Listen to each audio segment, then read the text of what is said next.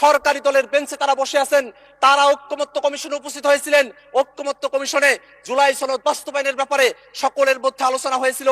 সেই আলোচনার প্রসঙ্গ তারা সংসদে এসে কিভাবে ভুলে গেলেন? 24-এর অভ্যুত্থানের মধ্য দিয়ে হাজারো মানুষের জীবনের মধ্য দিয়ে নতুন এক বাংলাদেশের প্রত্যয়ে জনগণের অভিপ্রায় ব্যক্ত হয়েছিল মাননীয় স্পিকার। এবং সেই সময়টাতেই যে অন্তর্বর্তীকালীন সরকার গঠিত হয়, তাদের হাতে একটা গুরুত্বপূর্ণ দায়িত্ব ছিল বাংলাদেশের এই রাষ্ট্র কাঠামোটাকে সংস্কার করা।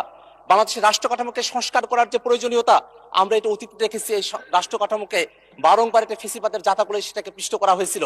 সেই লক্ষ্যে অন্তর্বর্তীকালীন সরকারের সময়টাতে ঐক্যমত্য কমিশন গঠিত হয় মাননীয় স্পিকার। সেই ঐক্যমত্য কমিশনে আমরা 30টির অধিক রাজনৈতিক দল এবং জোট আমরা দিনের পর দিন, সপ্তাহের পর সপ্তাহ সেখানে আমরা আলোচনা করেছিলাম মাননীয় স্পিকার।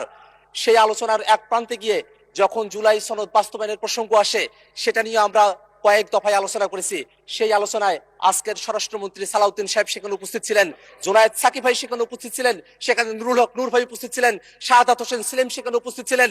এতগুলো মানুষ সরকারি দলের বেঞ্চে তারা বসে আছেন, তারা ঐক্যমত্য কমিশনে উপস্থিত হয়েছিলেন। ঐক্যমত্য কমিশনে জুলাই সনদ বাস্তবায়নের ব্যাপারে সকলের মধ্যে আলোচনা হয়েছিল। সেই আলোচনার প্রসঙ্গ তারা সংসদে এসে কিভাবে ভুলে গেলেন, সেটা আমি তাদের কাছে জানতে চাই মাননীয় স্পিকার। মাননীয় স্পিকার, 5ই অক্টোবর আজকের স্বরাষ্ট্রমন্ত্রী সালাউদ্দিন আহমেদ সেই সময়টাতে তিনি বলেছিলেন, গণভোট, জনগণের তরফ থেকে যে রায় আসবে সেই রায় সংসদের প্রত্যেকজন সদস্যকে মানতে হবে। তিনি তার কথার উপরে এখন অটল কেন নাই, সেটা আমরা তাদের কাছ থেকে জানতে চাই মাননীয় স্পিকার।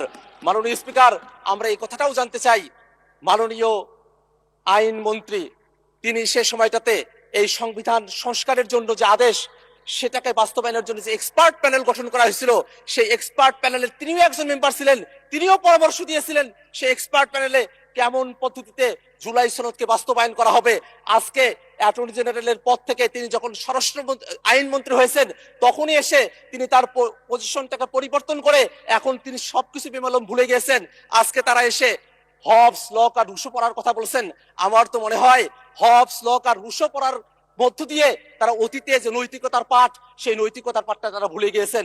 যদি নৈতিকতার পাঠ তাদের থাকতো, তাহলে এতগুলো জনগণের সামনে জনাব তারেক রহমান আমাদের প্রধানমন্ত্রী, তিনি 30শে জানুয়ারি রংপুরে আবু সাইদের জন্মভূমিতে দাঁড়িয়ে তিনি বলেছিলেন, দয়া করে গণভোটে হ্যাঁ দিন।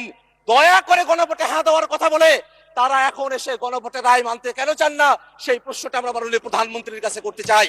আমরা আরো স্পষ্ট করে আপনার মাধ্যমে জানতে চাই, যে আদেশ জারি করা হয়েছে সে আদেশটা নাকি আইন নয়, এমন ধরনের বক্তব্য এখানে উপস্থাপন করা হয়।